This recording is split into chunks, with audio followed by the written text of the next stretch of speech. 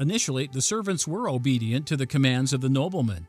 They planted the olive trees, built the hedge around them, set watchmen, and began to build the tower.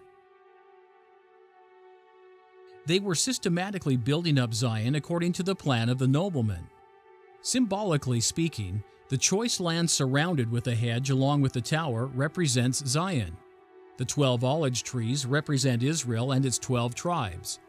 The olive tree is a common prophetic symbol for Israel. Nephi explained the symbol connection to his brothers.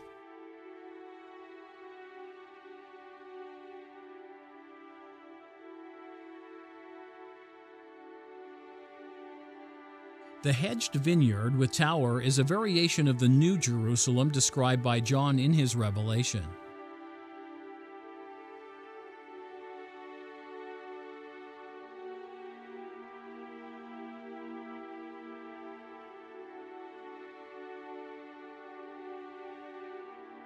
The hedge of the vineyard is duplicated by the wall surrounding the Holy Jerusalem.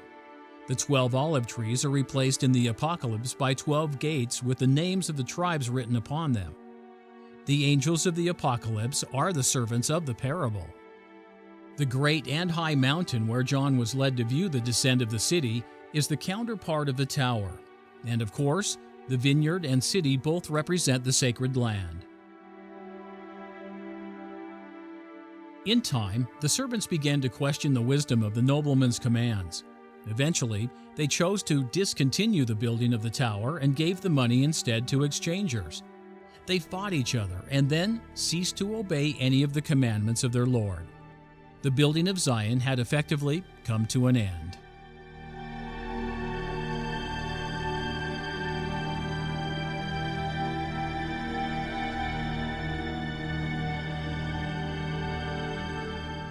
As might be expected, without a watchtower or watchman, the vineyard lay unprotected and was immediately destroyed by the enemy.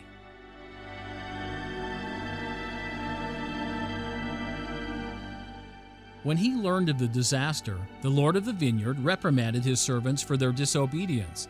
They were to blame for the disaster.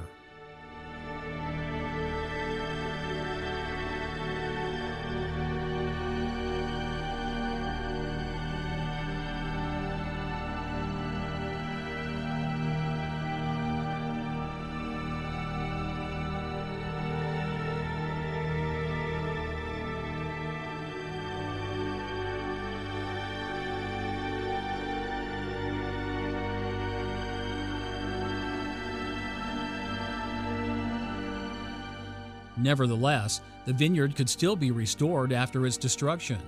He entrusted a faithful servant in whom he could trust and commanded him to redeem the vineyard with the help of the Lord's warriors and remaining servants.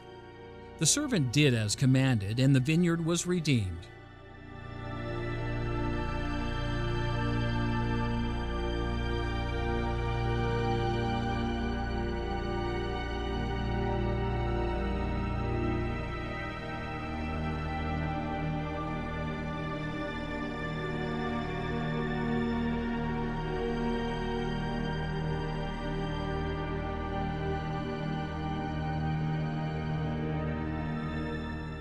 The servant, being faithful in all things, was promised to be a ruler in the kingdom.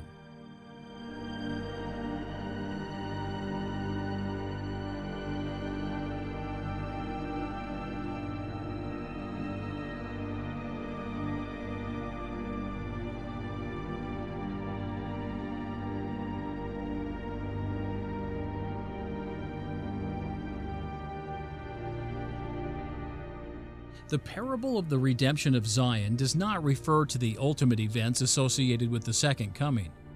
The parable reflects the Lord's will regarding the conduct of the redemption according to a deliberate and orderly plan. To properly understand the parable, it must be recognized that it is a symbolic narration of recent history combined with a proposed course of action. The narrative up to and including the destruction of the vineyard is historical. The narrative about the servant and the redemption of the vineyard lies in the future, that is, from the time the parable was given.